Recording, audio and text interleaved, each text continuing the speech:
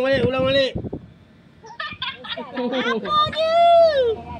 Aduh. Pergi tak Siti? Pergi.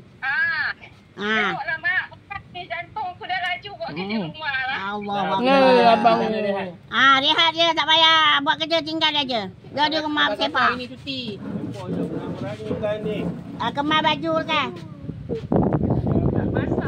Tak payah masak, dia dah makan dah. Kalau dia tak makan ni dekat rumah ni tak payah makan.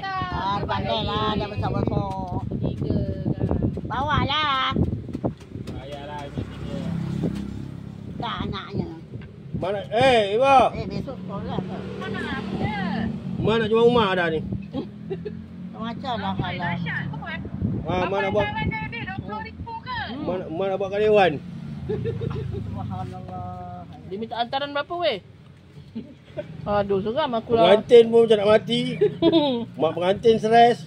Tak ada salahnya. Alah tak makan aman lah.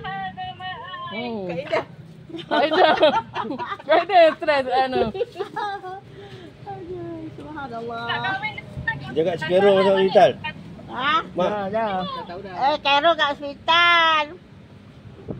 tahu. Sama-sama sakit. Tak Sekarang aku pula masuk hospital. Aduh.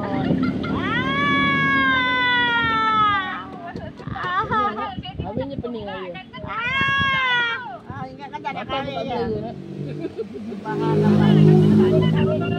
Tak tahulah mawa dia lama tu. Lelaki kan perempuan dia menunggu aje. Siti.